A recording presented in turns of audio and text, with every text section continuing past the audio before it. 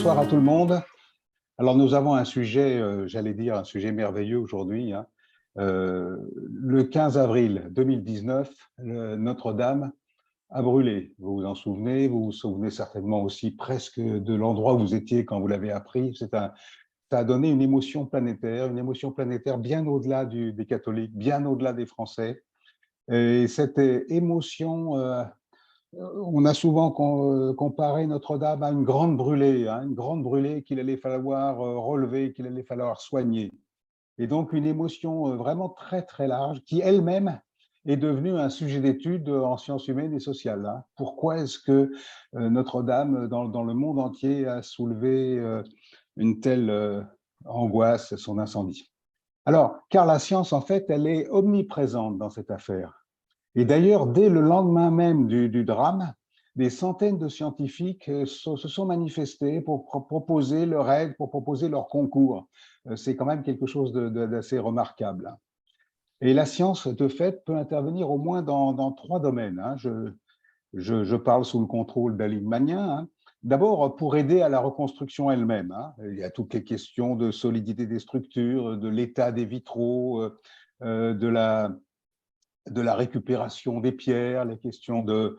Bon, donc ça, c'est pour aider à la reconstruction proprement dite. Et puis, il faut bien avouer que cet incendie a également donné l'occasion d'accroître considérablement les connaissances sur Notre-Dame elle-même. Ne serait-ce que pour des raisons parfaitement, comment dire, presque absurde. Il y a eu des échafaudages qui ont permis d'aller voir dans des coins, d'aller observer de près des éléments de la cathédrale qu'on ne pouvait observer jusque-là quasiment qu'avec des jumelles à partir du sol.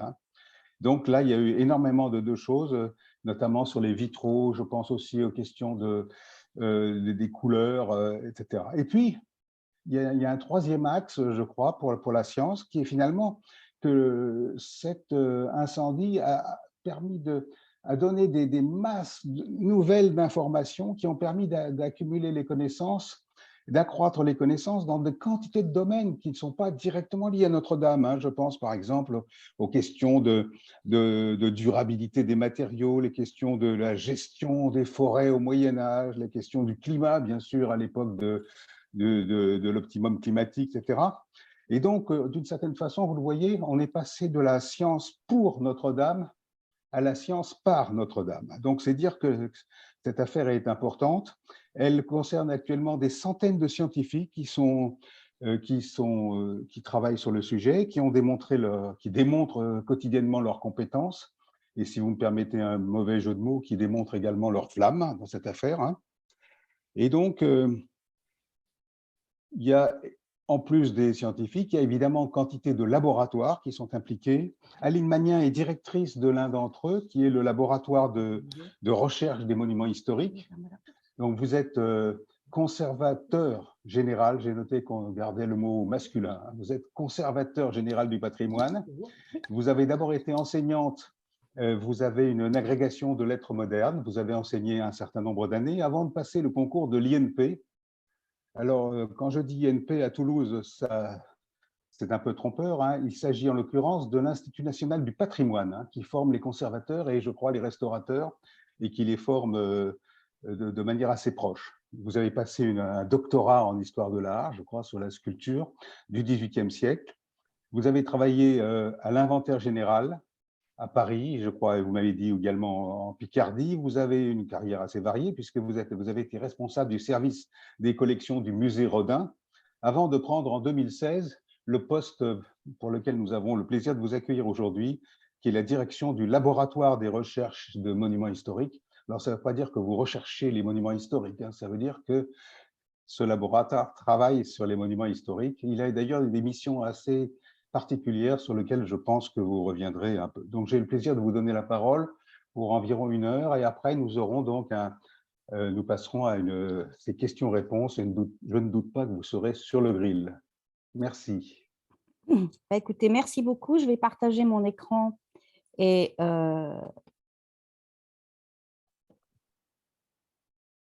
mettre...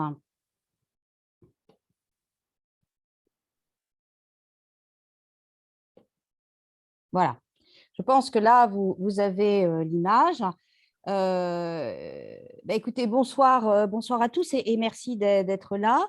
Donc, effectivement, comme l'a dit Olivier Mock, je dirige un laboratoire, le laboratoire de recherche des monuments historiques, dont la mission principale est d'apporter une aide scientifique à ceux qui sont en charge du patrimoine, les conservateurs des monuments historiques, les architectes en chef des monuments historiques, les restaurateurs aussi qui font appel à nous pour améliorer leur technique. Donc, nous avons une mission de conseil, d'aide et de contrôle scientifique et technique de l'État qui est exercée par les directions régionales des affaires culturelles et c'est là notre rôle. Donc, l'incendie de Notre-Dame en 2015 a immédiatement mobilisé le laboratoire et pratiquement dès les premiers jours, dès que le chantier a été à peu près sécurisé, mes collègues et moi-même sommes entrés dans la cathédrale pour voir l'étendue des dégâts. Alors, on me dit souvent, mais qu'est-ce que vous avez éprouvé? D'une certaine manière, ce qu'on a éprouvé, c'est l'impression de lumière. Comme vous le voyez, la voûte s'était effondrée. Je reviendrai sur cet épisode et cet aspect de la question. Mais la voûte s'était effondrée. Et du coup, la cathédrale, qui est une cathédrale plutôt sombre à cause des vitraux qui sont très historiés, pour de multiples raisons aussi, par la salissure aussi des parois. Depuis de nombreuses années, l'intérieur n'avait pas été nettoyé. Et bien, tout d'un coup, était illuminé, était éclairé et baigné dans une grande lumière. Ce que vous voyez au-dessus de cette percée, c'est cet échafaudage qui était en place puisque la flèche était en train d'être restaurée. Et cet échafaudage a joué un rôle très important, à la fois de stabilisation et en même temps à retarder les travaux de restauration. Donc, je vais vous parler d'un certain nombre de choses, de l'ouverture d'un chantier pluridisciplinaire, vous parler de l'histoire de la cathédrale un peu, c'est nécessaire, mais j'y passerai rapidement, les suites de l'incendie. Et aujourd'hui, nous sommes vraiment au début de la restauration. Il a fallu tous ces mois, toutes ces années de travail pour que, en septembre 2022, commence réellement la restauration de Notre-Dame. Alors, cet incendie du 15 avril, évidemment, tout le monde s'en souvient et ces images montrent bien l'importance. Alors, je ne sais pas si vous voyez ma flèche sur l'écran, mais montre bien l'importance que va jouer cette flèche de Viollet-le-Duc qui s'est enflammée et qui, en s'effondrant, a joué un grand rôle dans les dégâts causés à la cathédrale. Et puis, cette foule, d'autres images pourraient être plus parlantes, mais cette foule qui partout autour de la cathédrale, dans Paris, s'est arrêtée et regardait brûler la cathédrale avec une émotion qu'Olivier Mock a évoquée et qui a été effectivement extrêmement forte. La flèche en tombant, là, vous avez cette image qui apparaît, et c'est elle qui va véritablement causer le plus de dégâts. Alors, la nuit du 15 avril, c'est évidemment l'intervention des pompiers qui ont arrosé la cathédrale. Et bon, l'eau, on le sait, ça n'est jamais neutre. C'est un des pires ennemis du patrimoine. Et là, évidemment, c'était absolument indispensable. Surtout que l'eau n'est jamais totalement neutre.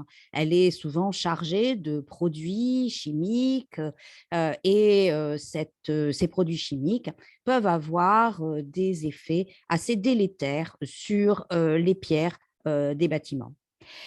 Autre élément, c'est l'évacuation des œuvres. Presque, enfin, aucune œuvre n'a été touchée dans l'incendie. La mobilisation a été très, très forte.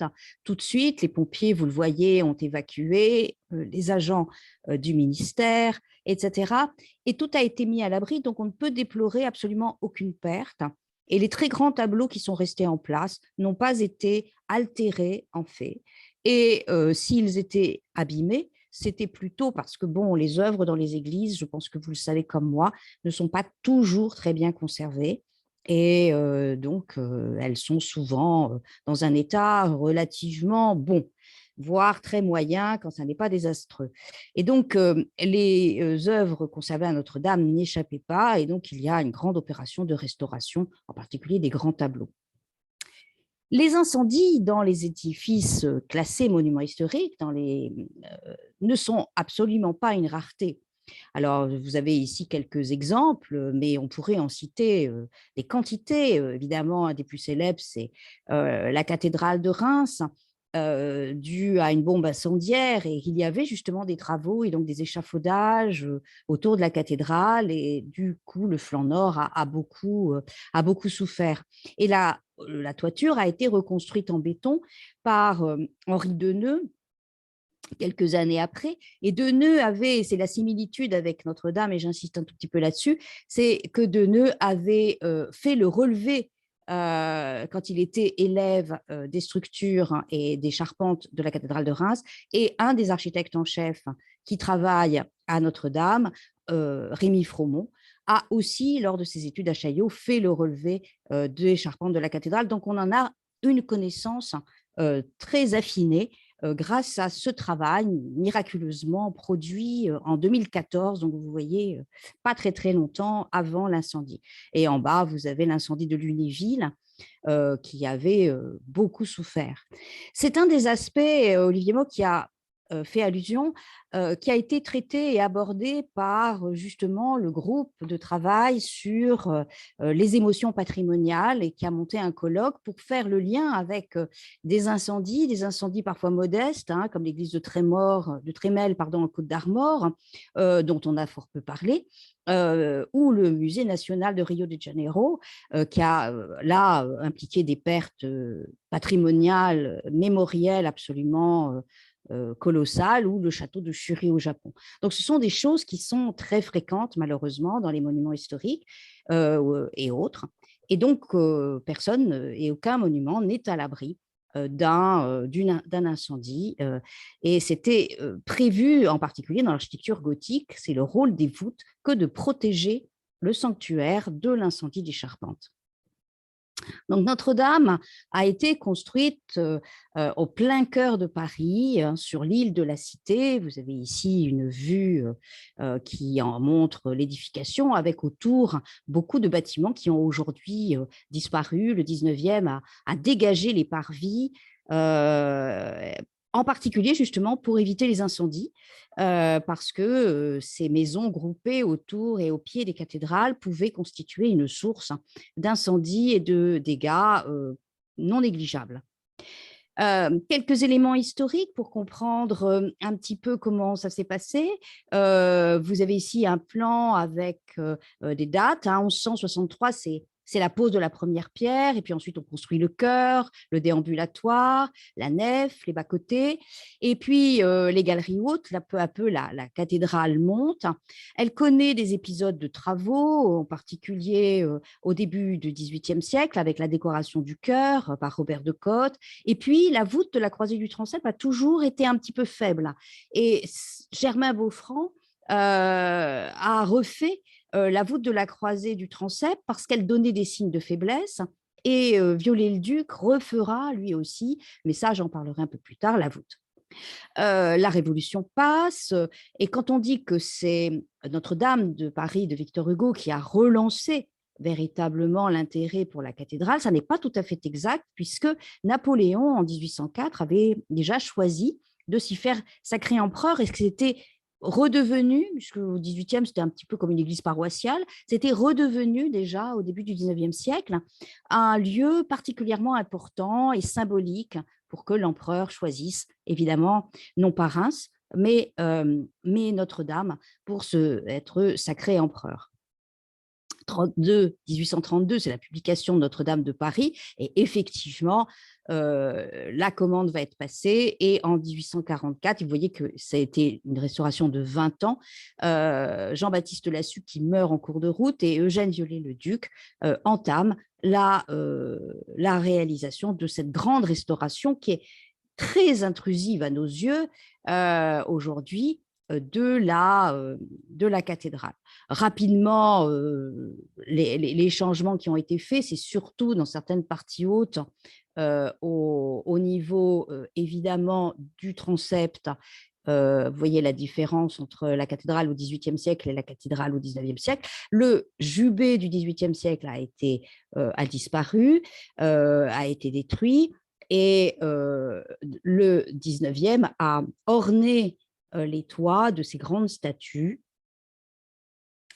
sur lesquels je vais revenir aussi, que l'on voit sur cette illustration, tirée du livre, d'un petit livre d'Andrew Tallon et d'Annie Sandron, et où la flèche qui avait été démontée, la flèche médiévale qui avait été démontée à la fin du XVIIIe siècle parce qu'elle donnait des signes de faiblesse et qu'elle était considérée comme dangereuse, a été remplacée par cette flèche extrêmement élancée, et audacieuse, que nous avons vu du brûler et tomber, entourée de ces statues. Et c'est cette flèche qui était en restauration. Les statues venaient d'être enlevées quand, le 15 avril, la cathédrale a brûlé.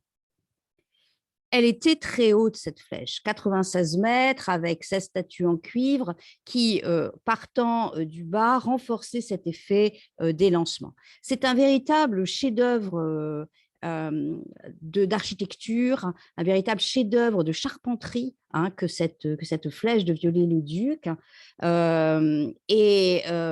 C'est aussi une des raisons pour lesquelles le choix a été fait de la refaire, de la reconstruire. Les flèches, enfin les apôtres, les évangélistes avaient été enlevés quelques jours avant l'incendie, et le bruit courait parmi les ouvriers de Notre-Dame, ou en tout cas, peut-être est-ce apocryphe, peut-être est-ce, voilà, on prête toujours beaucoup, mais certains, en enlevant les statues, avaient dit ça portera malheur à Notre-Dame. On voit bien toute cette, voilà, cette mythologie, cette importance aussi de la symbolique, de l'interprétation qui est faite lors de ces grands travaux de restauration et autour de ces grands monuments. Voilà, ici, juste le laboratoire a travaillé sur ces œuvres qui sont justement d'ailleurs dans le sud-ouest, qui sont près de Périgueux, et les matériaux ont été analysés par notre laboratoire. Alors, Viollet-le-Duc à Notre-Dame, c'est bien sûr tous ces aspects architecturaux, c'est ces aspects, ces statues, c'est aussi évidemment les grandes chimères qui sont refaites. Vous voyez ici dans les structures hautes de la cathédrale l'état dans lequel elles sont aujourd'hui, hein, elles vont être nettoyées. Ce sont des cycles de peinture murale, on en reparlera parce qu'on les avait un petit peu oubliés ou laissés de côté. La première étape importante, ce sont les travaux de consolidation. La cathédrale s'est trouvée tout d'un coup sans plus de voûte, la voûte a été percée par la chute, donc je vais y revenir, de la flèche. Et la première chose, évidemment, à laquelle se sont attelés les architectes, c'est consolider, c'est sécuriser, c'est s'assurer que après l'incendie, plus aucun autre dégât n'interviendrait dans et sur la cathédrale. Et en parallèle de ce chantier de restauration, assez exceptionnel puisqu'il y a 3 architectes en chef qui se sont associés, enfin, qui travaillent sous l'égide de l'architecte en chef territorialement compétent, selon la formule consacrée, c'est-à-dire Philippe Villeneuve. Il y a donc Pascal Prunet et Rémi Fromont, tous deux à la tête d'agences qui leur sont propres. Et c'est une opération assez exceptionnelle que cette entente de 3 architectes pour travailler ensemble et restaurer Notre-Dame. Mais en parallèle, comme l'a rappelé Olivier Mock, il y a eu un chantier scientifique qui s'est ouvert, avec la création de l'association des scientifiques au service de la restauration de Notre-Dame, qui rassemblait des scientifiques qui travaillaient déjà sur les cathédrales et les édifices gothiques, donc qui étaient particulièrement sensibilisés à ces questions, et à la fois en France et dans le monde et en Europe. Et devant cette mobilisation, alors il y avait les laboratoires, évidemment, dont c'est le métier, le mien, le Centre de recherche et de restauration des musées de France, et puis l'INRAP, hein, l'Institut national de recherche d'archéologie préventive, qui est un des opérateurs du ministère quand il s'agit de faire des fouilles prescrites par les DRAC. Eh bien, l'INRAP aussi s'est mobilisé. Et du coup, devant cet afflux de bonne volonté, de demande d'aide, de demande de participation liée aussi à l'émotion, puisque les scientifiques ne sont pas dépourvus d'émotion, évidemment, le ministère de la Culture et le CNRS ont décidé de créer une structure informelle, en fait, mais une structure quand même, du chantier appelé le chantier scientifique Notre-Dame, dont je suis une des co-coordinatrices pour le ministère de la Culture, et qui rassemble des scientifiques de nombreux laboratoires. Certains travaillent beaucoup, certains de nos collègues sont à Bordeaux, on travaille beaucoup avec eux, et qui se sont répartis en 9 groupes de travail.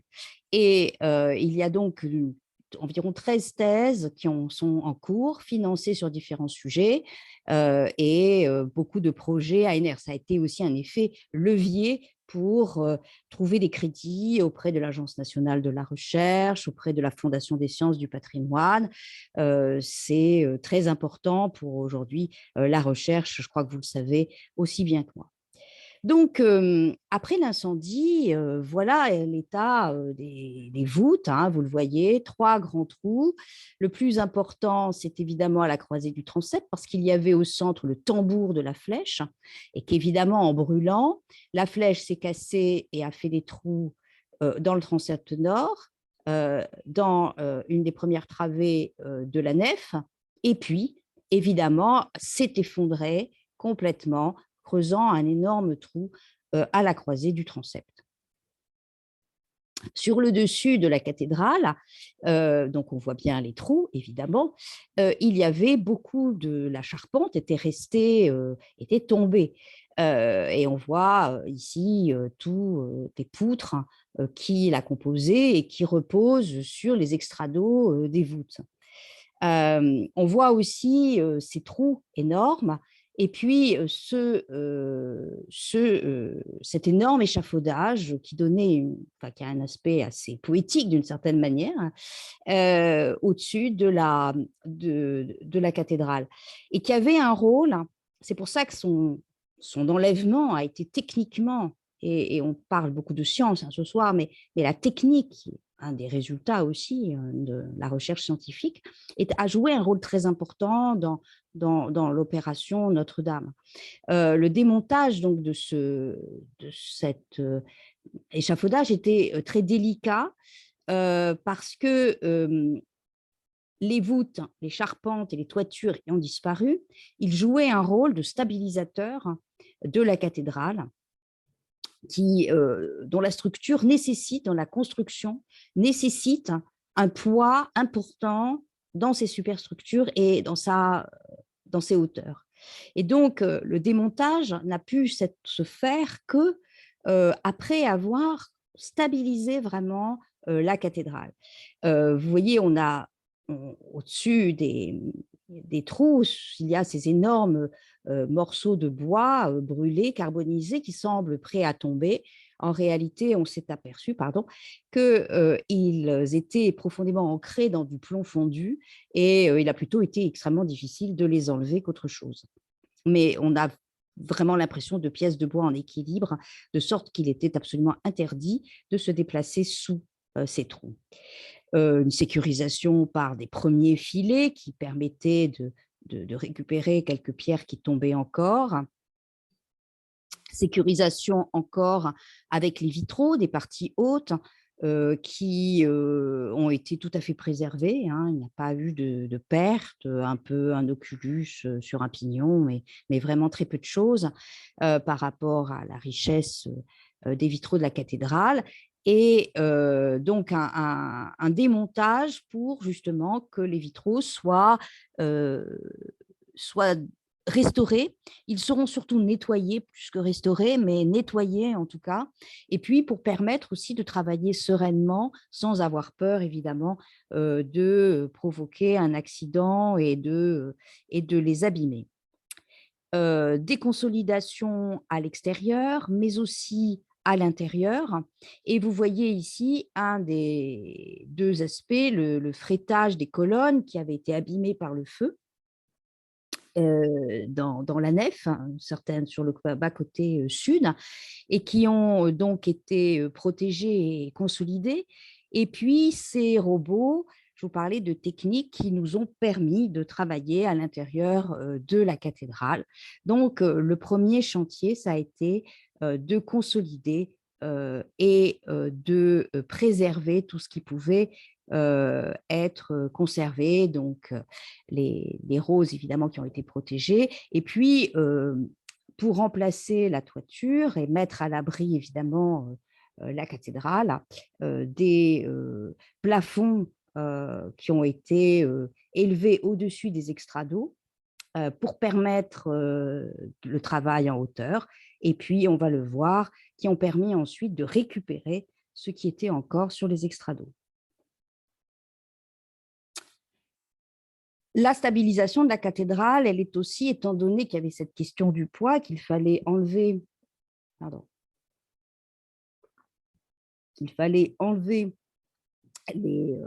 l'échafaudage pour pouvoir véritablement fermer la cathédrale et la réparer.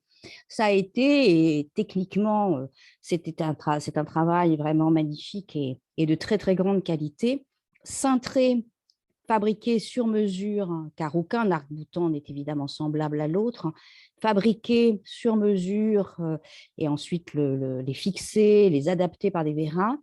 Ces grands cintres en bois qui ont été installés à l'extérieur et puis à l'intérieur aussi de la cathédrale pour permettre aussi de dresser des plafonds intermédiaires et d'accéder ainsi aux voûtes pour les travaux d'évaluation, de constat, de diagnostic et de restauration. Voilà une vue de ce que donnent ces ensembles. Comme vous le voyez, c'est très beau.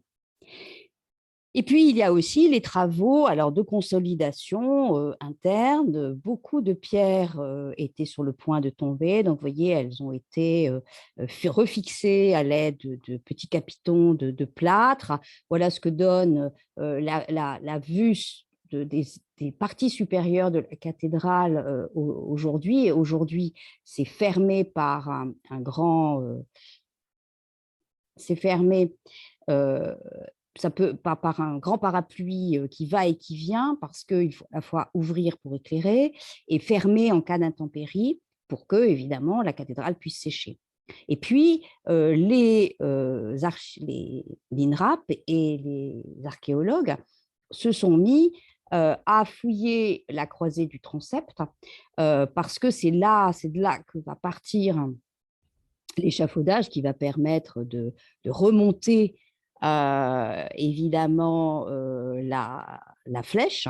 Et il va falloir refixer le tambour, remettre un tambour. Donc, il faut un échafaudage très, très haut. Hein. La cathédrale, c'est 30 mètres de hauteur sous voûte.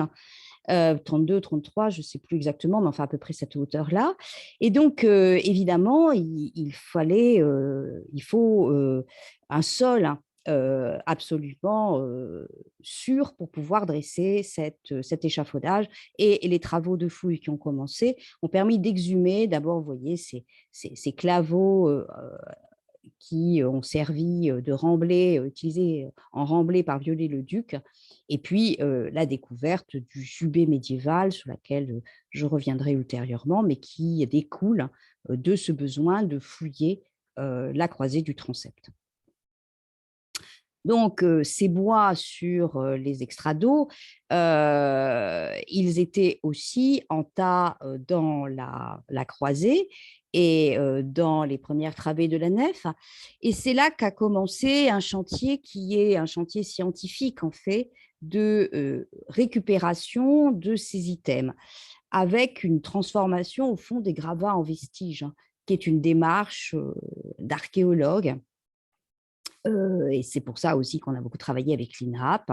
Donc, l'émotion, et ça c'est aussi l'émotion patrimoniale, a fait que perdre ces vestiges était quelque chose qui, pour la plupart des acteurs sur sur la cathédrale et autour de la cathédrale était absolument impensable. Et donc, à la fois parce que la police avait besoin de trouver des preuves éventuelles dans ces gravats, parce que les scientifiques ont demandé aussi à ce qu'on sauve le maximum de matériaux de Notre-Dame, eh bien, la démarche a commencé et le tri a commencé avec des robots manipulés, vous le voyez, par des hommes.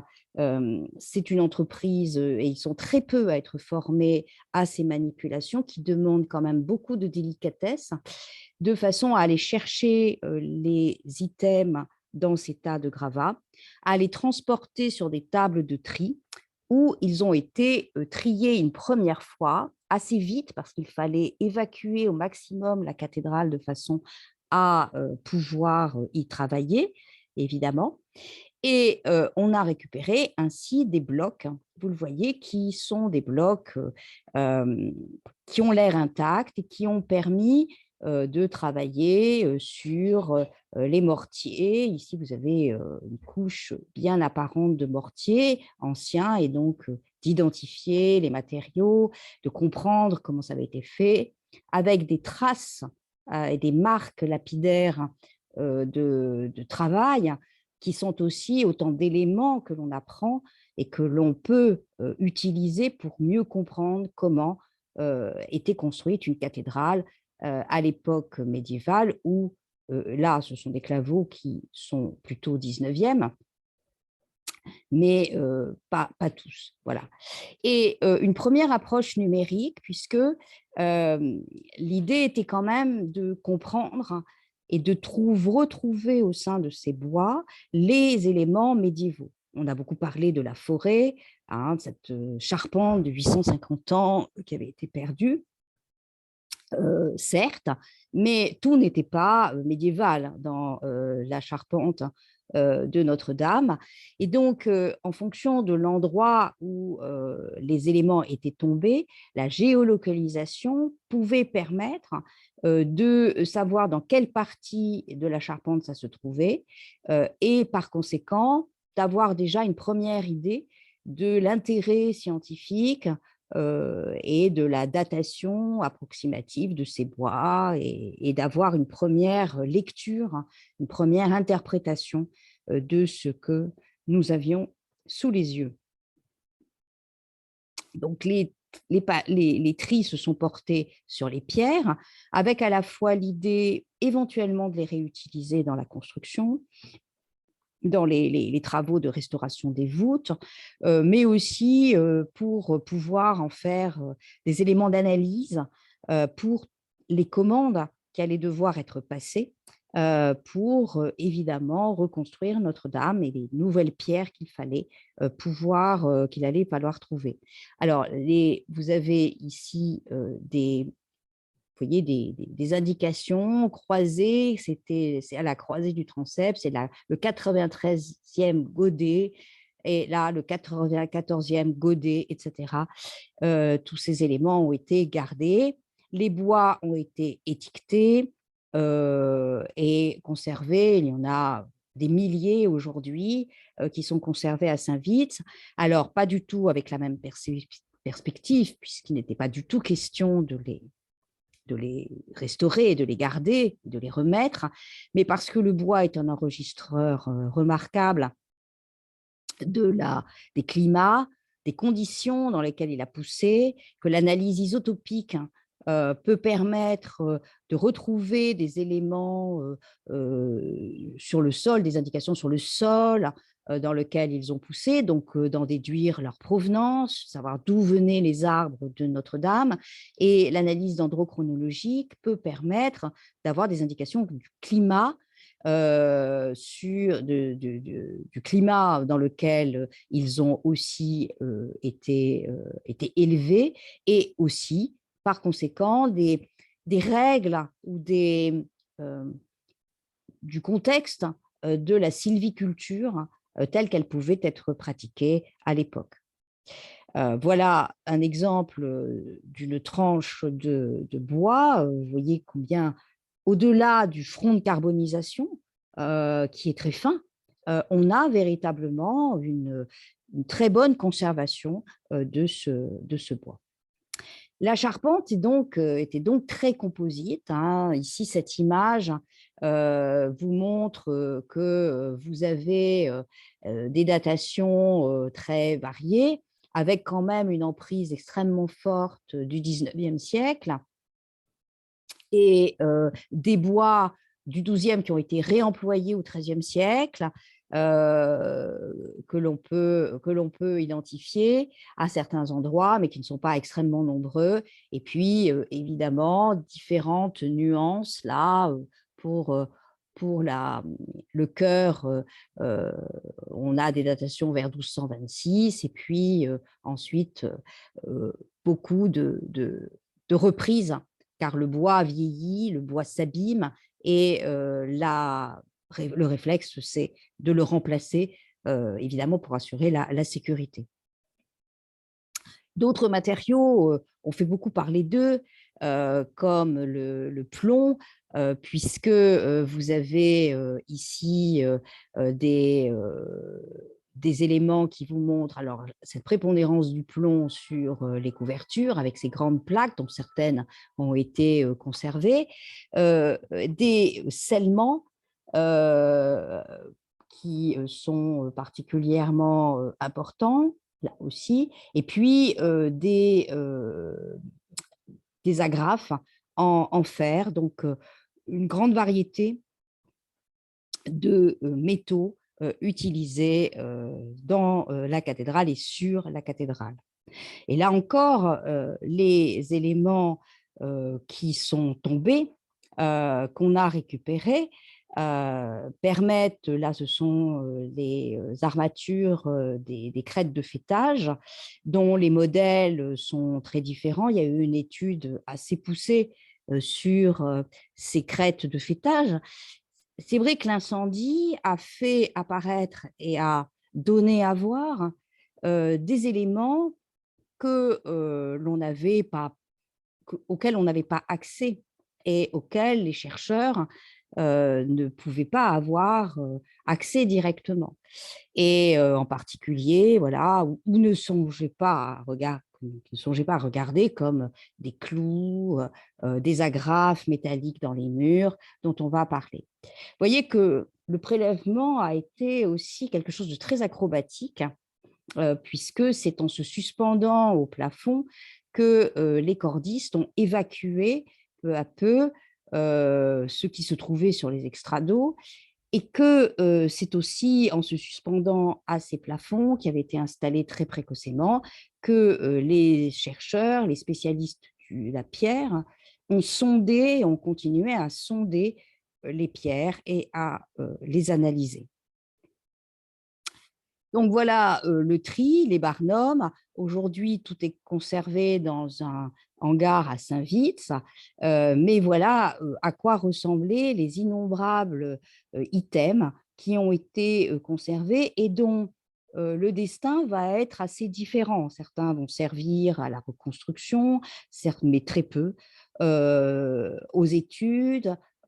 Certains vont alimenter un musée de l'œuvre que l'on souhaite tous, etc. Voilà pour la cartographie des matériaux et des altérations. Une des premières choses à faire, c'est évidemment dresser cette cartographie de façon établir un diagnostic c'est un peu comme les médecins, hein, et pouvoir justement savoir exactement de quoi l'on parle.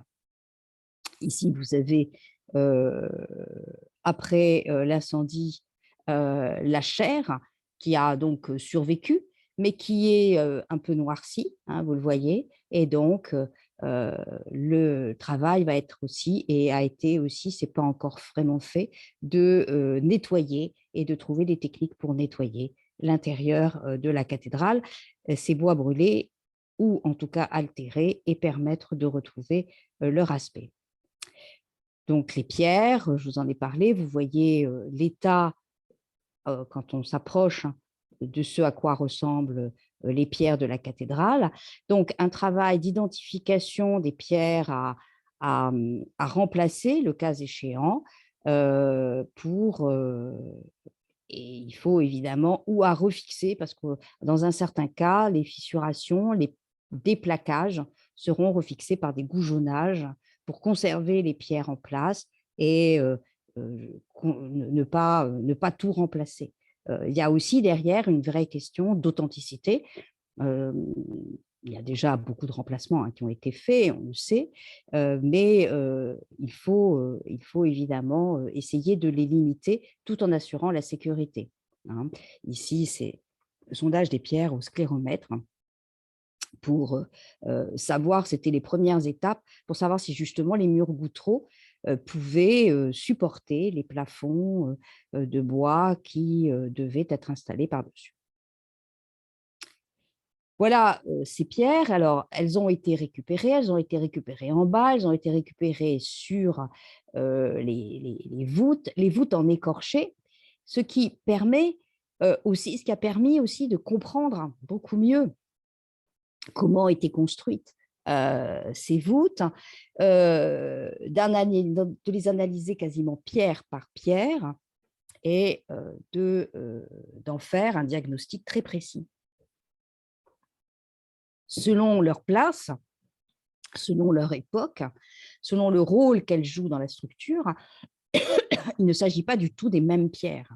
Et donc, il a été très important de caractériser ces pierres et de véritablement en faire des analyses en minéralogie, en chimie, en pétrophysique, en mécanique, de façon à voir quel avait été l'impact du feu, à bien comprendre ce qui pouvait encore rester en place sans danger et ce qu'il allait falloir changer.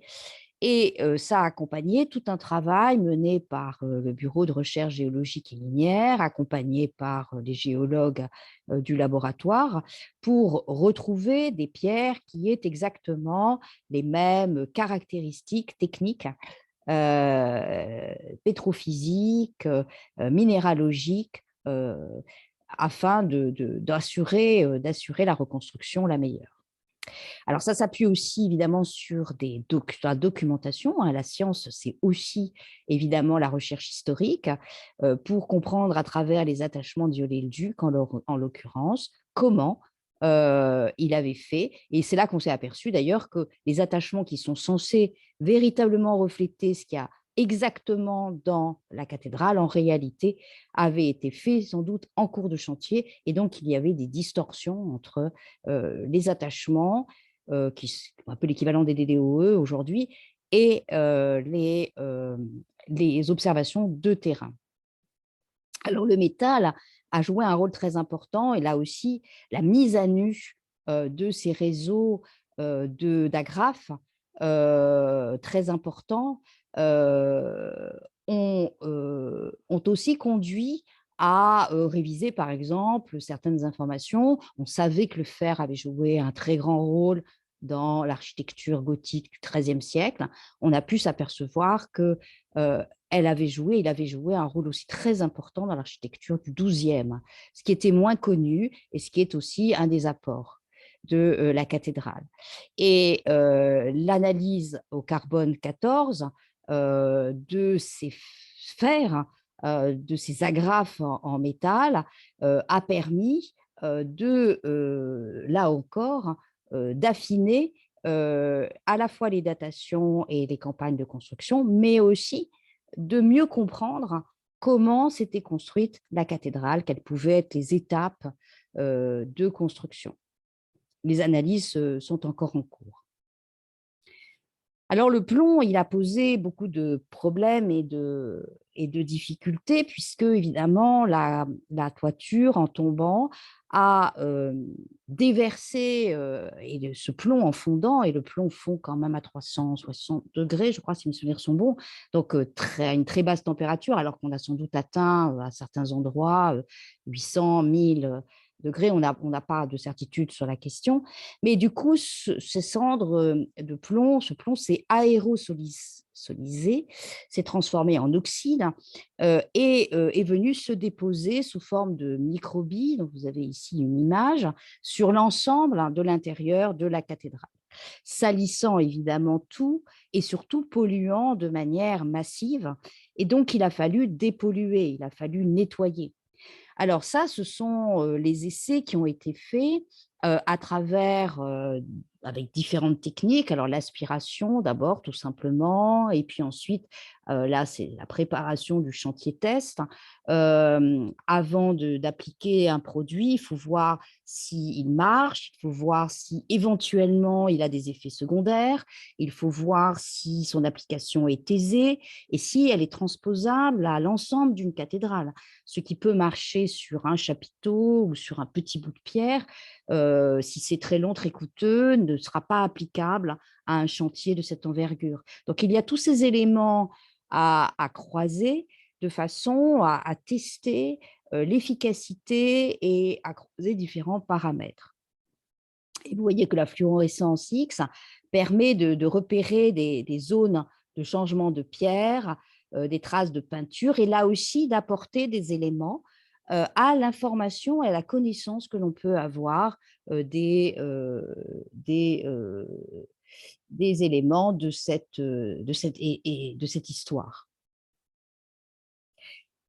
Un autre, alors le principe était et le but était de déplomber. En fait, très rapidement, on s'est aperçu qu'en déplombant, on nettoyait et en nettoyant, on voyait ressurgir une cathédrale beaucoup plus claire, beaucoup plus propre et la vision que, les visiteurs auront de Notre-Dame à l'issue de ce chantier en 2024 sera complètement différente de celle qu'ils pouvaient avoir.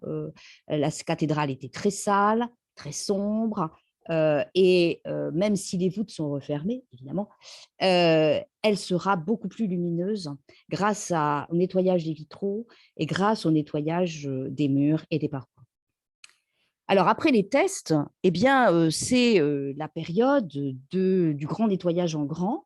Et donc, vous voyez ici les parois qui sont nettoyées, qui sont comment dire, recouvertes de compresses adaptées pour un nettoyage et pour un dessalement en grand. Parce que, évidemment, l'eau des pompiers plus le gypse est contenu dans les pierres, le plâtre des mortiers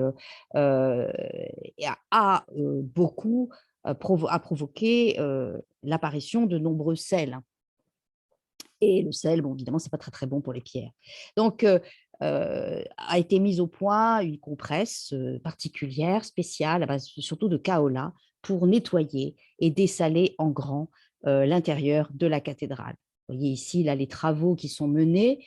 Là, c'est vu de très près, j'ai pris ces photos sur les échafaudages. Vous voyez les traces de peinture hein, que l'on voit ici. Les joints ont été purgés pour évidemment enlever le maximum de sel et ils sont en voie de rejointoiement après nettoyage.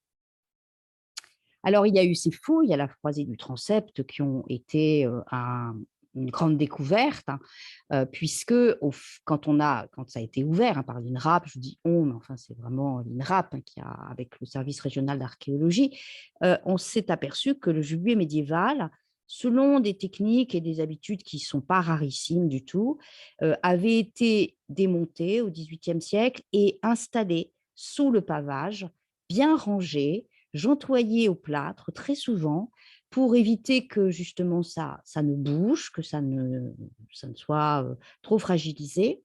Et des cercueils de plomb ont été découverts, qui d'ailleurs seront analysés et seront traités à Toulouse. Et puis, voilà, des éléments architecturaux et sculpturaux absolument magnifiques qui ont été, là c'est juste un élément parce que c'est encore beaucoup dans les mains de l'INRAP, hein, c'est sous le boisseau d'une certaine communication. Mais pour l'avoir vu à la Courneuve, où à l'heure actuelle les éléments sont conservés, c'est vraiment une sculpture d'une exceptionnelle qualité qui a été découverte. Puis voilà, comme il faut avancer dans les travaux, eh bien, après la fouille, ça a été rebouché. Voilà l'état actuel de la croisée du transept. Et la cathédrale est une immense cathédrale d'échafaudage à l'heure actuelle à l'intérieur, ce qui rend d'ailleurs les visites assez compliquées parce que là, c'est vide, mais désormais, c'est une ruche. Alors, dans les projets scientifiques, il y a ce qu'on appelle le jumeau numérique de la cathédrale, c'est-à-dire que le laboratoire MAP de Marseille, dirigé par Livio De Luca, a mis en place une sorte de cathédrale numérique dans laquelle un écosystème digital dans lequel vont s'inscrire toutes les données qui sont produites au cours du chantier. Et les photographies, vraiment toutes les données produites par les acteurs de ce chantier scientifique, donc chantier de restauration, mais aussi chantier scientifique, vont s'inscrire sur cette plateforme numérique. Et c'est aussi une sorte de réflexion qui va permettre aussi de réfléchir à la manière dont les acteurs de ce chantier, très pluridisciplinaire. Je vous ai parlé voilà, de sciences des matériaux, de documentation, de recherche historique, de recherche archéologique, etc. Bref, cette pluridisciplinarité va s'inscrire aussi dans ce chantier. Et ainsi, à la fois, ça en conservera la trace, ce double numérique de la cathédrale conservera la trace, mais aussi permettra de faire interagir ces données comme dans la vie réelle, et donc d'en tirer pour les chercheurs futurs d'autres conclusions ou d'autres aspects sur le travail. Alors, je vais insister juste sur quelques aspects, en particulier bon, les vitraux. Ici, vous avez cette rose, la rose occidentale, qui a été tout à fait préservée, qui nécessiterait une restauration, mais ça fera partie des chantiers qui vont s'ouvrir après la réouverture de la cathédrale, après 2024, c'est prévu. Il faudra déplomber et il faudra démonter en fait la rose, parce que c'est seulement dans les roses qu'on conserve des éléments médiévaux, puisqu'il y a eu beaucoup de restauration, mais il y a encore des éléments médiévaux. Et ici, vous voyez la saleté. Alors, les images que je vous montre, ça c'est avant. On voit et on devine combien c'est noir, combien c'est plombé, la saleté aussi qui obscurcit certains de ces éléments.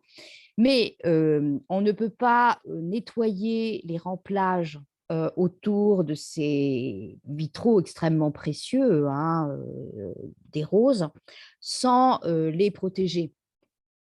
Donc, comme on ne pouvait pas les démonter, ça n'est pas encore à l'ordre du jour, les vitraux ont été protégés par des altuglas, par des plaques de plastique, et les remplages ont été déplombés et nettoyés.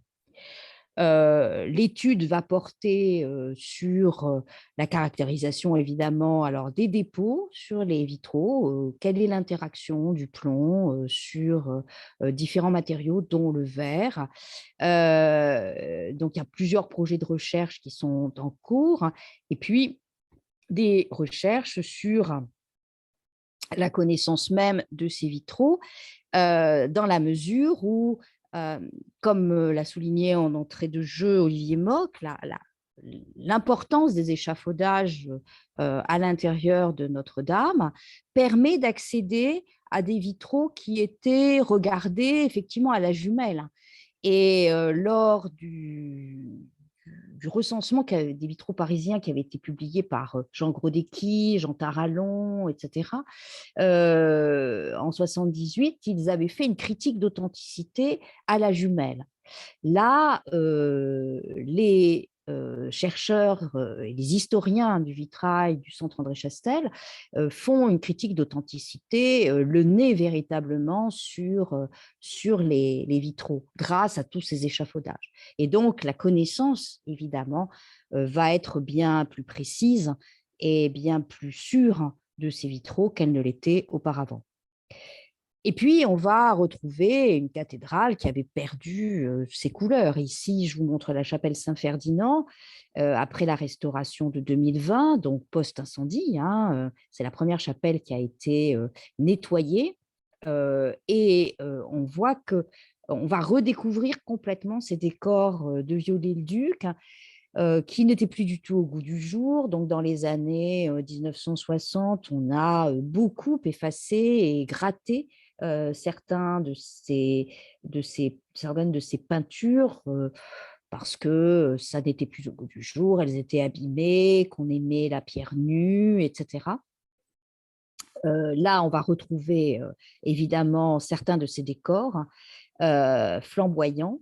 Et d'autre part, l'approche, grâce au nettoyage et grâce aux échafaudages de très près, va permettre de retrouver des traces anciennes de polychromie, de dorure, et donc d'identifier avec beaucoup plus de précision ce qui se trouvait véritablement dans la cathédrale.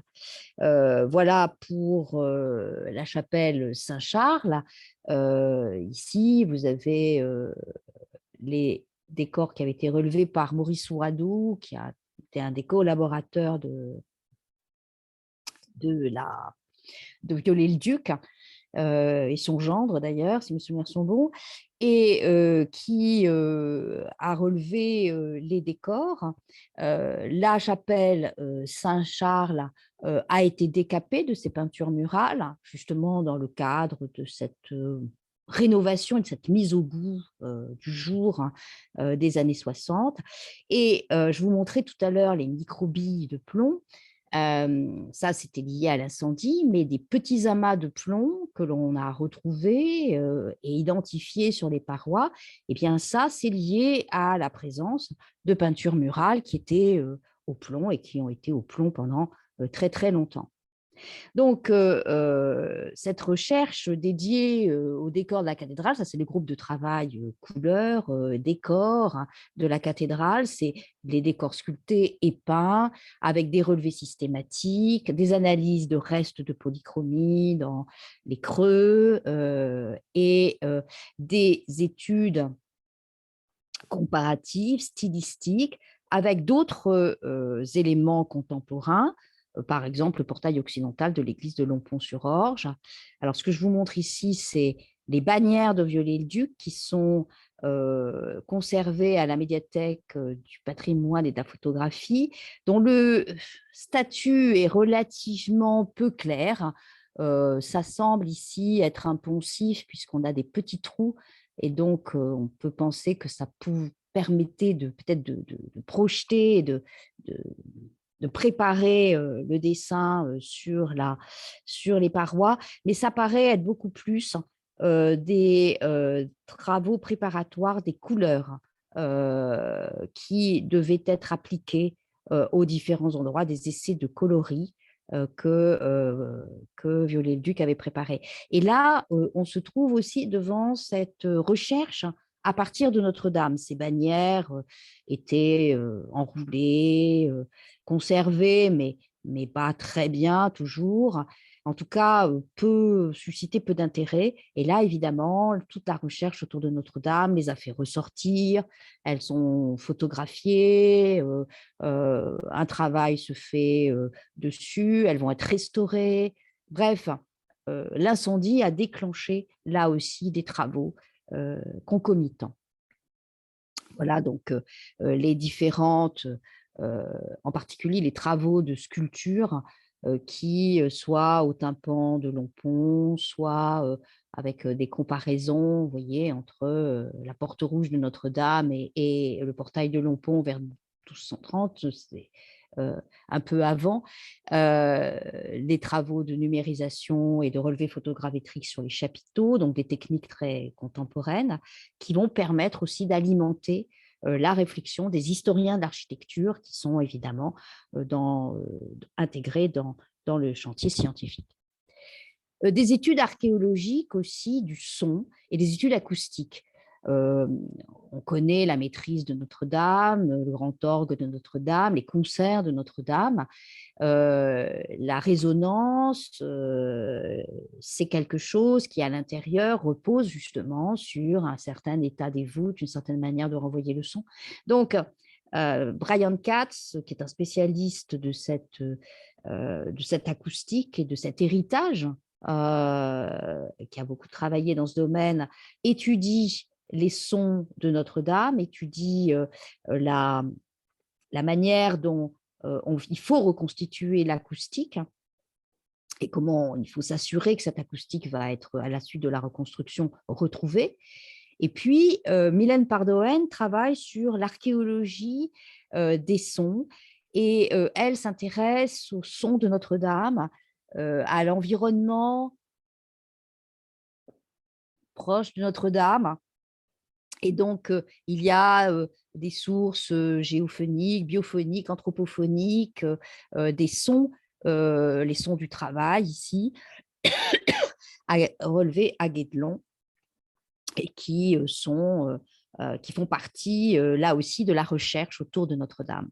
Et puis, on l'a évoqué, les axes anthropologiques, puisque cette émotion si extraordinaire est l'objet d'une recherche par les anthropologues à la fois du ministère de la Culture et du CNRS pour mettre des mots, mettre des idées sur ces émotions qui se sont manifestées au moment de l'incendie. Je vous montre juste un axe. Ils travaillent à la fois, ils ont travaillé à la fois sur les propriétaires des arbres, par exemple, qui ont donné ou qui ont donné souvent leurs arbres ou dont les arbres vont être utilisés pour la restauration de Notre-Dame. Ils ont travaillé beaucoup auprès des chercheurs et compagnons qui sont très, très, très impliqués.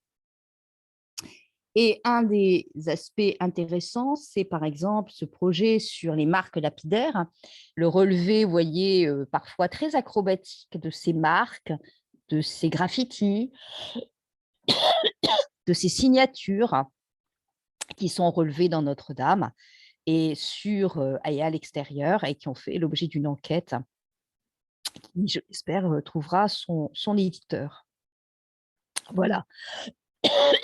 Je vais conclure sur la publication d'un livre qui retrace cette aventure dans l'état actuel, puisque les thèses, dans certains cas, ne font que commencer, que les projets ANR ne font que commencer, que le projet ERC du jumeau numérique de la cathédrale commence. Il a été sélectionné l'an dernier et donc voilà, ça arrive. Et donc la recherche à partir de Notre-Dame, eh bien, elle commence et la restauration, elle s'appuie sur des études parallèles où elle s'appuie sur des savoirs acquis, mais qui ont été beaucoup dynamisés par l'urgence et par l'importance de ce chantier pour les chercheurs et pour les acteurs du patrimoine. Voilà, je vous remercie de votre attention. J'ai été très rapide, mais je suis à votre disposition pour répondre à vos questions. Merci beaucoup pour cet exposé, comment dire, fascinant et foisonnant. Donc effectivement, tant la cathédrale elle-même que le chantier, que la reconstruction, que la coordination des travaux, etc., c'est vraiment une aventure patrimoniale, scientifique, technique et humaine absolument grandiose. Et je vous remercie d'avoir su éclairer ça. Alors j'avais une question, donc il y a un certain nombre de questions. Et la première, évidemment, vous ne pouvez pas y échapper, c'est la question de l'urgence. Donc, j'imagine qu'un laboratoire comme le vôtre, d'habitude, travaille, il a le temps devant lui, d'une certaine façon. D'accord, bah, vous corrigerez. En tout Oui, cas, oui. là, vous êtes dans vous êtes tous dans une position assez particulière, hein, qui est quand même que j'imagine que le temps des chercheurs n'est pas le même que le temps des architectes, qui n'est pas le même que le temps des pompiers, qui n'est pas le même que le temps des policiers, etc. Et en plus, on peut ajouter donc la contrainte ex cathedra, si j'ose dire, qui a été imposée par le président, qui a dit cette affaire doit déboucher au bout de 5 ans, hein. Alors, Oui. est-ce que vous pouvez nous en dire un peu plus sur la contrainte temporelle et sur la manière dont vous travaillez avec les architectes, hein? Oui, alors nous sommes un laboratoire qui a deux missions, qui a à la fois une mission de recherche, mais aussi une mission, comme je l'ai dit, de ce qu'on appelle le service. Donc les urgences, en fait, je dirais qu'on y est souvent confronté.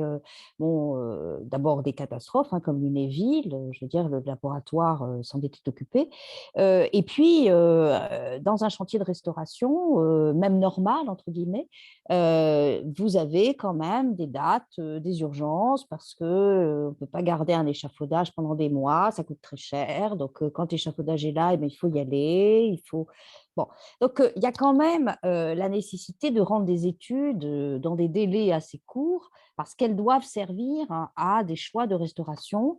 Et même si ça n'est pas toujours la veille pour le lendemain ou le lendemain pour la veille, il y a quand même toujours cette pression. En tout cas, nous ne sommes pas un laboratoire du CNRS pur, même si nous sommes rattachés à une UAR.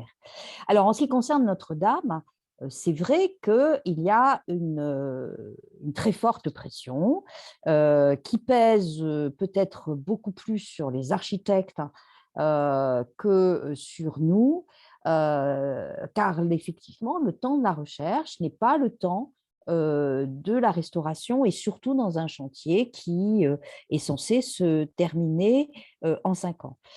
Euh, il y a en même temps de très gros moyens qui sont développés grâce aux très nombreux donateurs qui ont souhaité participer à cette aventure de la restauration.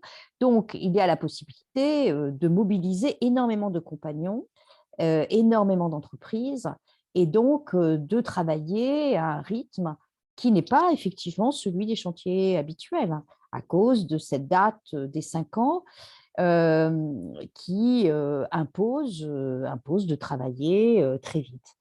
Ça n'empêche qu'en temps masqué, comme on dit souvent chez nous, on parvient à mener un certain nombre d'études parallèles. Je parlais des pierres, par exemple, euh, et le temps de la recherche arrive à s'inscrire, et l'établissement public veille, autant que faire se peut, à ce que justement le temps des chercheurs puisse se glisser dans les interstices du temps de la restauration.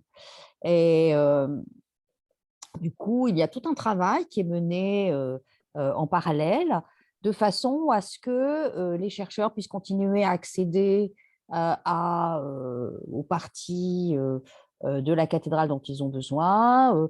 Il y a un lieu où tous ces items que je vous ai montrés sont rassemblés et vont pouvoir être étudiés par les chercheurs, indépendamment du chantier de restauration, ce qui leur permet, je pense au bois par exemple, de venir prélever ce dont ils ont besoin à leur rythme, de façon à pouvoir travailler sans que justement ça gêne en quoi que ce soit le chantier de restauration.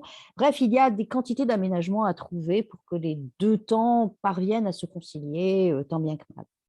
Et pour concilier ces deux temps, donc vous avez des structures, des organisations qui rassemblent donc vous-même et le monde des architectes pour arriver au jour le jour à prendre des décisions.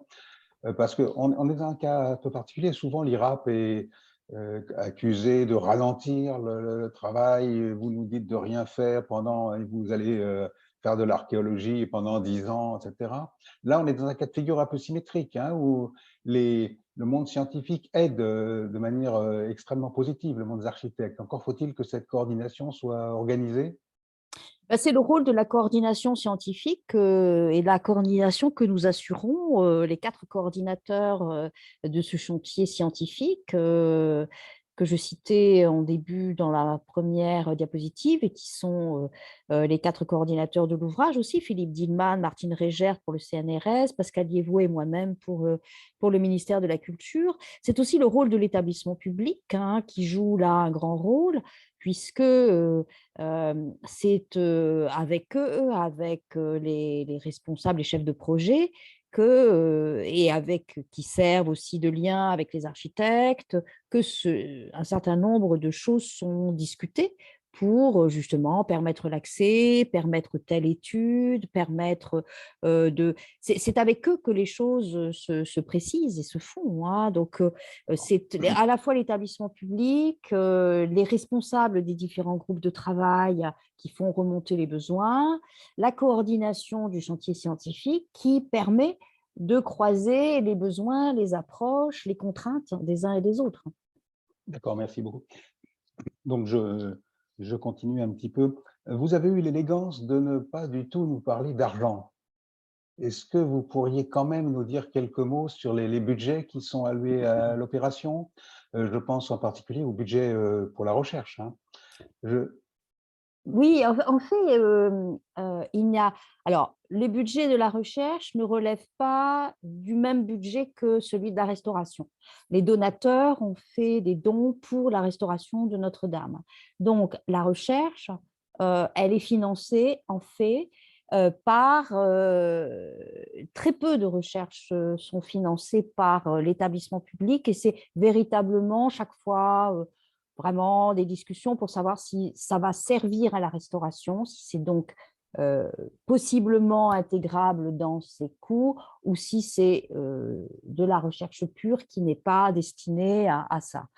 Le CNRS a financé et a mis depuis 2019, ça va se terminer en 2000, enfin ça a commencé en 2020 évidemment, mais ça se terminera en 2023, environ 300 000 € par an pour abonder ce chantier scientifique, ce qui a permis de lancer un certain nombre de thèses et de créer un effet de levier. Vous savez comment fonctionne la recherche aujourd'hui, c'est-à-dire beaucoup par appel à projet. Donc, les chercheurs ont déposé des appels à projets pour auprès de l'ANR, auprès de la Fondation des sciences du patrimoine, auprès du DIM Matériaux d'Île-de-France, etc.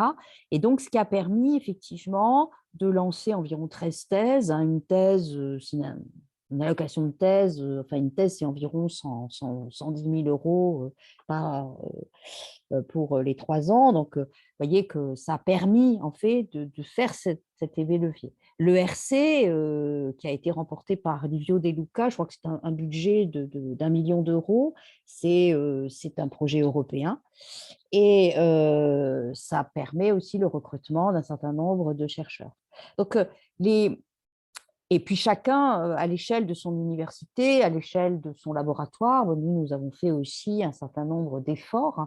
Nous avons aussi participé, nous sommes au service du ministère de la Culture, sur nos fonds et nos dotations. Nous avons aussi permis le financement d'un certain nombre d'études et de recherches. Donc, en fait, le financement, il y a le financement de la restauration, qui est très contrôlé par évidemment le ministère de la Culture et par l'État. Et puis le financement de la recherche. Il y a relativement peu d'interactions, mais de temps en temps, effectivement, il y a eu des interactions, mais elles sont très rares et très, très, comment dire, comptées, étudiées de près, justifiées pour que voilà, les donateurs n'aient pas le sentiment que ils ont donné pour des recherches. Ils ont donné pour la restauration. Alors, donc, merci beaucoup. Donc, parmi les questions, j'en ai une extrêmement précise, qui concerne l'ensemble des équipiers qui ont trié les pierres, les matériaux, les bois qui sont tombés, etc. Donc, on imagine, l'auteur de la question imagine qu'il y a énormément de gens qui ont été impliqués. Où est-ce que vous avez trouvé ces gens-là qui ont besoin de qualifications importantes? Eh bien, je dois dire que c'est nous qui l'avons fait. La mobilisation a été très importante. Elle a été Alors, l'INRAP a été mobilisé puisque, en fait, le chantier ça a été déclaré chantier de fouille. Donc, à partir du moment où il y a une prescription de fouille, l'INRAP peut être mobilisé. Donc, on a eu des chercheurs et des archéologues de l'INRAP, mais sinon, nous y sommes tous allés. Je pense que nous avons tous donné des journées pour trier, dans la mesure où c'était dans un contexte de plomb, donc il était difficile de faire venir des gens inexpérimentés. Voilà, on ne pouvait pas mettre en danger des jeunes gens. Et nous avons tous donné des journées. Mon laboratoire, le C2RMF, le service régional de l'archéologie a beaucoup donné aussi d'heures de travail. Ça a été un effort collectif, un effort de l'État, appuyé, parce qu'il y avait un aspect logistique, hein, vous l'avez vu, sur des entreprises, appuyé sur les compagnons, mis à disposition par l'établissement public pour tout ce qui était aspect logistique. D'accord, merci. Je suis sûr que vous avez répondu à la question. Vous avez mentionné au passage que la restauration de Viollet-le-Duc était très intrusive, qu'elle serait considérée aujourd'hui comme trop intrusive. Alors, c'est sûrement une question de cours pour vous, hein, mais peut-être pas pour tous les auditeurs. Hein, comment est-ce qu'on a évolué sur cette question de la restauration? Qu'est-ce que ça veut dire de remettre, de restaurer en l'état? Qu'est-ce que c'est que cette… Est-ce qu'on a le droit de s'inspirer du dernier état connu ou est-ce qu'il faut tenir compte des états précédents, etc. Donc, les politiques patrimoniales ont évolué sur le sujet au cours des siècles. Hein. C'est sûrement une question de cours pour vous, mais est-ce que vous pouvez nous en dire quelques mots? C'est difficile de résumer très brièvement, mais depuis la charte de Venise, donc, qui date de 1964, on doit restaurer le dernier état connu. C'est-à-dire qu'on ne peut pas, réinventer ou un état qui n'aurait pas existé, un état idéal, hein, comme disait parfois Viollet-le-Duc, qui n'était pas forcément, qui n'avait pas forcément existé, mais qui était ce qui aurait dû exister.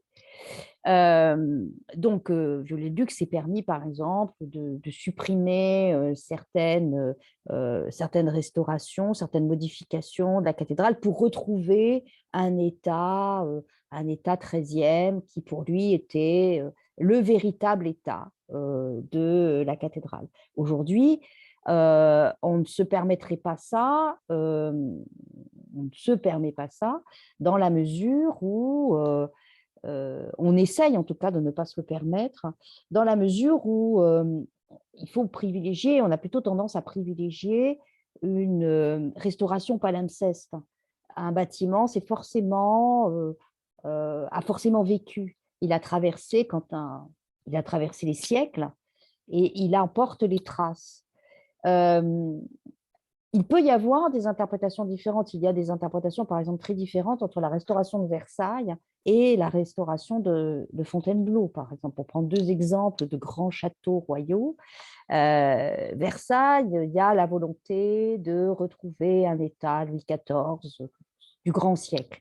Donc, parfois, on peut s'autoriser, avec l'aval de la Commission nationale, à supprimer ou à remplacer certaines dispositions 19e par ce que l'on sait des véritables dispositions du XVIIe siècle. Mais à Fontainebleau, par exemple, c'est plutôt une approche palimpseste qui est à privilégier, et donc on s'efforce de garder toutes les strates et de montrer cette extraordinaire richesse aussi de ces bâtiments qui traversent les siècles et qui s'enrichissent à chaque fois, à chaque siècle, à chaque période de ces siècles. Et je trouve que c'est pour moi quelque chose de très important. Donc aujourd'hui, le dernier état connu de la cathédrale Notre-Dame, c'est l'état Viollet-le-Duc. Et donc, c'est celui qui va être restauré, puisque on a une très bonne connaissance de la charpente, très bonne connaissance des modes constructifs de la flèche, et c'est ça qui va être restitué. Parce que c'est le dernier état connu et que c'est un des éléments importants de la doctrine issue de la Charte de Venise. Ça veut dire, par exemple, que la charpente, on va utiliser les mêmes bois, on ne peut pas mettre du métal à la place, etc. Enfin, cette charte de Venise, elle a un statut international, elle a Oui, un oui, aspect oui. contraignant? Non, elle n'a pas un aspect véritablement contraignant, elle a un aspect incitatif, et je dois dire avec beaucoup d'ambiguïté, parce que parfois on l'invoque pour faire une chose et puis pour faire son contraire une autre fois. Donc, c'est un peu souple, mais c'est la restauration du dernier état connu. J'ai vu, par exemple, qu'on avait des mouvements de foule qui expliquaient vous n'allez quand même pas remettre des centaines de tonnes de plomb, matériau dont on sait qu'il est actuellement dangereux. Est-ce que vous ne pourriez pas mettre un autre métal? Le zinc, non, et il y a une question à la fois de poids. Alors, le plomb est dangereux, bon, quand il brûle, effectivement, bon, bien que le danger véritable encouru par les populations autour de Notre-Dame ne soit pas si évident que ça. Enfin, je veux dire, je pense qu'il n'y a pas d'études qui le montrent véritablement pour l'instant. Mais le plomb se stabilise. Euh, la question de sa lixiviation et de ce qu'il peut décharger dans l'atmosphère reste à étudier. La cathédrale a besoin pour sa structure de poids. Elle a besoin d'une charpente en bois, en chêne. Le béton, par exemple, serait trop léger et ne permettrait pas d'assurer cette superstructure pesante dont les arcs-boutants, enfin, dont la construction vraiment, que la construction nécessite. Donc, effectivement, on choisit, le bois a été choisi. Il a été choisi aussi parce qu'il y a une sorte de savoir-faire qu'il est important de conserver. Alors, il y aura des bois qui vont être utilisés et sciés mécaniquement, mais ce seront des bois verts, plutôt travaillés de manière traditionnelle. La restauration de Notre-Dame, c'est aussi un chantier de formation. C'est aussi un chantier de conservation des savoir-faire traditionnels. On a la chance d'avoir des gens qui savent encore faire ce genre de choses, qui sont techniquement très, très au point. C'est aussi un aspect du chantier de restauration de Notre-Dame. Merci. Donc, je continue hein, les questions qui vous sont posées. Donc, j'ai une question sur est-ce qu'à l'occasion de cet incendie, hein, et en dehors des dommages sur la toiture et la voûte, est-ce que on a découvert des points de fragilité dans la structure même du bâtiment à cette occasion-là? Alors, l'auteur de la question rappelle que lors de l'incendie, on s'était posé des questions sur le risque d'effondrement d'au moins d'une des deux tours. Hein. Je crois que ça avait un rapport non pas avec la structure elle-même, mais plutôt avec le bois qui tenait les… Enfin, vous allez Oui, peut-être oui, nous en dire oui. plus. Donc, la question, c'est finalement, est-ce qu'à cette occasion-là, on a découvert qu'il y avait eu des erreurs de conception, des faiblesses de conception? Pas à ma connaissance, non, pas à ma connaissance.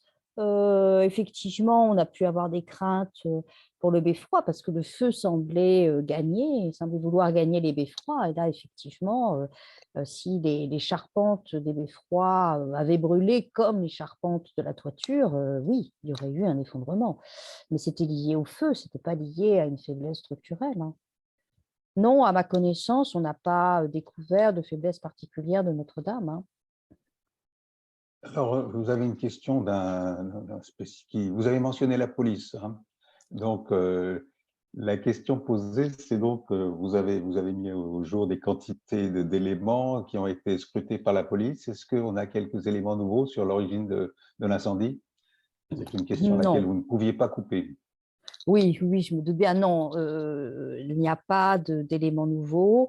Euh, Comment dire, je dirais que les, les causes de l'incendie où les interprétations et les hypothèses que l'on peut faire sont, à mes yeux, très idéologiques. C'est-à-dire, bon, on a beaucoup fantasmé sur le fait que ça pouvait être un attentat, ça n'est absolument pas le cas, c'est un accident. Alors, soit on peut se dire, mais c'est la faute des ouvriers, ils ont fumé, mais que ce soit interdit, c'est un mégot, ou bien une autre version, c'est que c'est un court-circuit. Et c'est très probablement un court-circuit. Et pas forcément lié au chantier, peut-être davantage lié à la poussière, c'est la question de l'entretien. Donc, en fait, comment dire, les interprétations qui peuvent être faites de cet incendie reflètent souvent des positions, je dirais plus ou moins idéologiques, ou des positions plus que véritablement la réalité. Les chantiers sont des périodes de grand danger pour les édifices, parce qu'il y a aussi des surcharges des réseaux électriques, on tire parce qu'on a besoin de plus d'électricité, donc ça peut provoquer, accroître certaines faiblesses. On le sait, on sait que des périodes de chantier sont... L'hôtel Lambert a brûlé euh, pendant le chantier de restauration. C'est vrai que ce sont des périodes délicates. Et là, très probablement, c'est un court-circuit qui a provoqué l'incendie, comme dans la plupart des cas. Alors, je vous transmets par loyauté pure une question complémentaire à laquelle j'imagine vous ne répondrez pas, mais je vous la transmets quand même. Comment est-ce que vous appréciez le fait qu'un chantier hautement culturel et patrimonial soit confié à un militaire? Le chantier de restauration est un chantier politique. Les chantiers de restauration sont toujours des chantiers politiques. La restauration, le monument historique,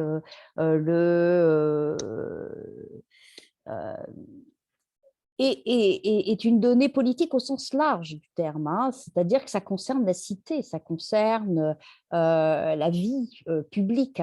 Et il n'y a pas de chantier d'ampleur sans une intervention du politique. Ça a été le choix effectivement du président de la République de nommer le général Georgelin à la tête de cet établissement public pour diriger cette équipe.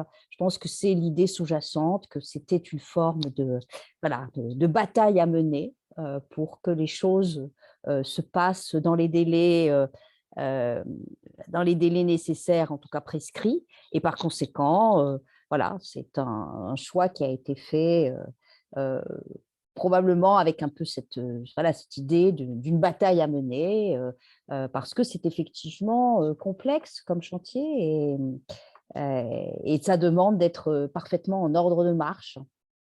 Voilà. C'est un général d'ailleurs à la retraite, hein, c'est pas, Tout à fait. pas un général en activité. D'accord, merci. Est-ce que donc vous avez évoqué donc bon, le côté grandiose de ce chantier, hein, polymorphe, etc. Et donc, le fait que le jumeau numérique permettrait de garder la trace de tout ce qui a été fait, de tout ce qu'on sait, etc. Est-ce que par ailleurs, il y a des sites sur lesquels on peut, le public peut suivre l'évolution de vos travaux, hein, puisque c'est quand même un des aspects, c'est quand même tout à fait essentiel, hein, c'est un moyen d'ailleurs de découvrir non seulement la cathédrale, mais la science qui va autour. Est-ce que vous auriez des conseils de sites? Je sais qu'il y a Le des site du revues qui ministère de la permettent, oui. Culture, il y a sur le site du ministère de la Culture un site dédié, enfin, à Notre-Dame avec beaucoup, beaucoup d'informations. Il y a le site de l'établissement public aussi, qui publie régulièrement. Alors, c'est à l'usage des donateurs, mais on doit pouvoir le trouver aussi l'équivalent d'un Beaux-Arts et c'est la fabrique du patrimoine, je crois, je ne sais plus, qui permet de suivre les travaux. Et puis, la publication du livre du Cherche-Midi est aussi un moyen d'aborder et de suivre ce qui se fait. Bon, c'est vrai qu'on s'efforce à travers des conférences, il va y avoir des émissions spéciales d'Arte aussi, qui vont être diffusés, qui vont permettre de suivre aussi ces travaux. C'est vrai que c'est une nécessité de restituer au public le plus possible euh, ce que nous faisons, parce que nous le faisons avec des fonds publics et que donc il est légitime euh, de restituer et d'expliquer ce que nous faisons. Mais voilà, je vous renvoie vers ces sites-là qui donnent aussi des éléments bibliographiques. Notre site, enfin, sur le site de notre laboratoire, il y a aussi des pages spéciales Notre-Dame qui capitalisent et qui comptabilisent et qui mettent en ligne un certain nombre d'éléments. Il y a aussi, à cause de la réserve nécessaire pour la science et pour la recherche, comment dire, un certain effet retard, dans le sens où tout n'est pas donné immédiatement, puisque, vous savez, les chercheurs sont très attachés au fait de pouvoir publier leurs découvertes avant de les mettre dans le domaine public. On mettra donc sur le site d'Instant Science, on mettra peut-être donc les liens vers ces différents sites, ce sera un Oui, moyen oui. de répondre à ça. Bon, le ministère de la Culture, vu de l'extérieur, est quand même une structure assez touffue, hein.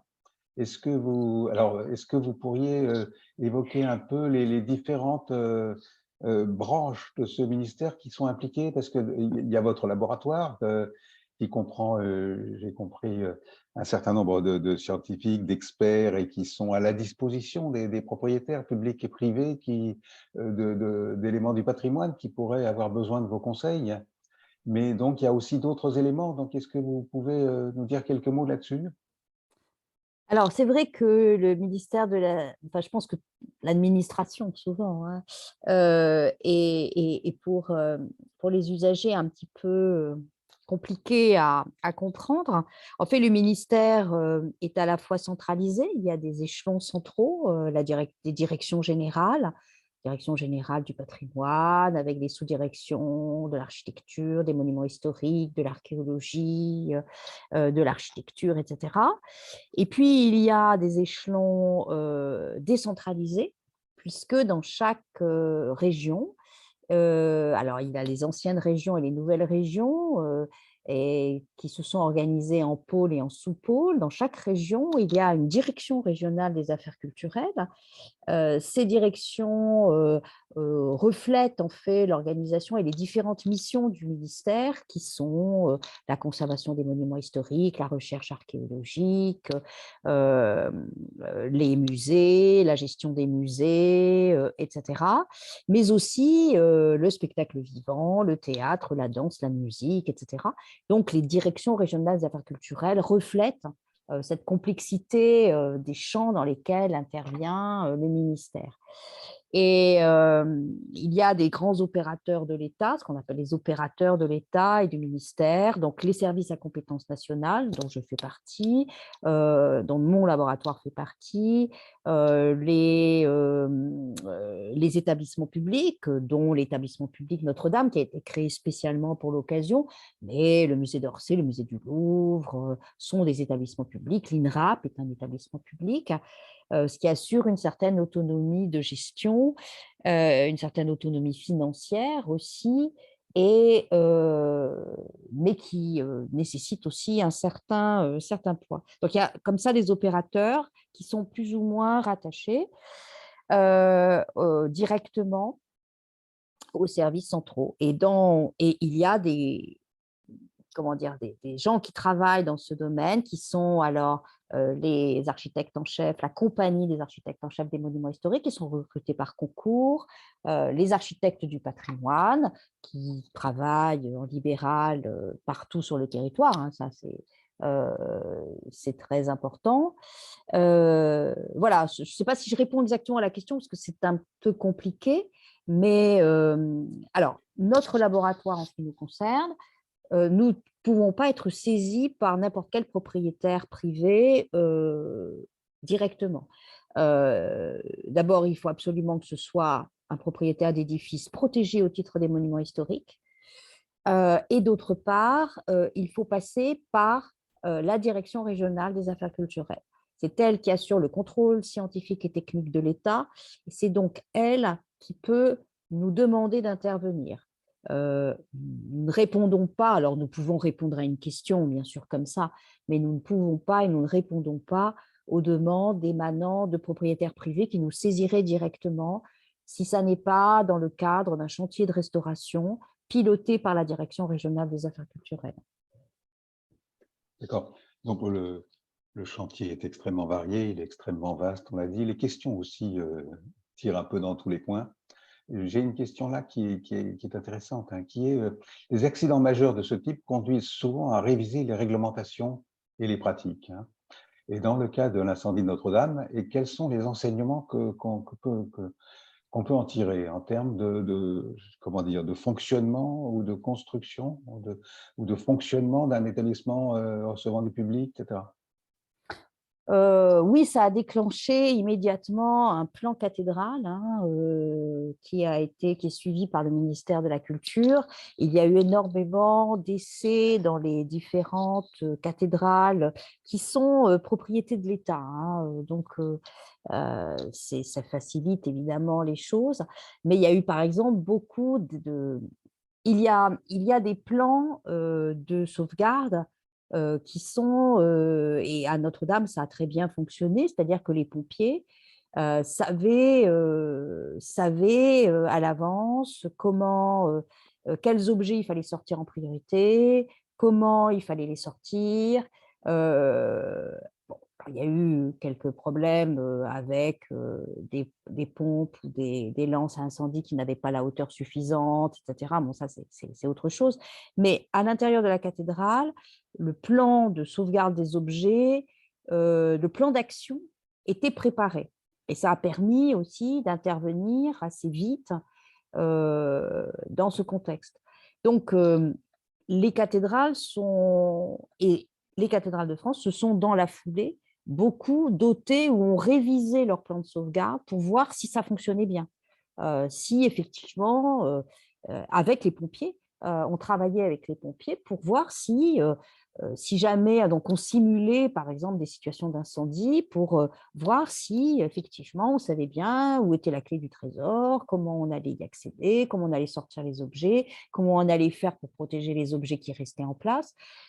Dans un incendie, les très très grands tableaux, par exemple, ne peuvent pas être sortis facilement. Donc, il faut trouver un moyen de les protéger. Et là, d'ailleurs, nous allons avoir une thèse qui commence avec le C2RMF, l'autre laboratoire du ministère, sur justement l'étude des matériaux et des techniques qui peuvent être utilisés pour protéger les tableaux qui doivent rester dans un édifice, qui Le ne peuvent pas sortir. C2RMF, quelle est sa C'est mission? le centre de recherche, centre de restauration et de recherche des musées de France. C'est un peu notre alter ego qui travaille beaucoup avec le musée du Louvre, mais aussi beaucoup avec les musées sur D'accord. le territoire français et qui est un peu la même chose que nous, mais plutôt pour les objets, plutôt pour les peintures, les sculptures qui peuvent se déplacer. Oui, Qui se déplacent. on aura d'ailleurs une prochaine conférence sur la sauvegarde des instruments de musique, hein, donc je crois Oui, que c'est par quelque Sandy chose Lecomte. Ça, d'intéressant. c'est le laboratoire de recherche de l'Institut national du patrimoine de l'INP. D'accord. Euh, Tout ça est absolument fascinant, hein. Je veux dire, moi, en préparant cette soirée, j'ai vu notamment qu'on pouvait écouter en ligne l'acoustique de la cathédrale au XIVe siècle en fonction de ce qu'on sait des travaux usuels sur le parvis, etc. C'est quand même quelque chose d'absolument extraordinaire. Écoutez, moi, je crois qu'il me reste, au nom de tous les participants, à vous remercier extrêmement sincèrement. Vous avez présenté de manière extrêmement claire une opération qui est fascinante, mais dans le moins qu'on puisse dire qu'elle est également foisonnante. Merci beaucoup et bonsoir. Merci à vous. Bonsoir à tous. Bonsoir Oui. aussi.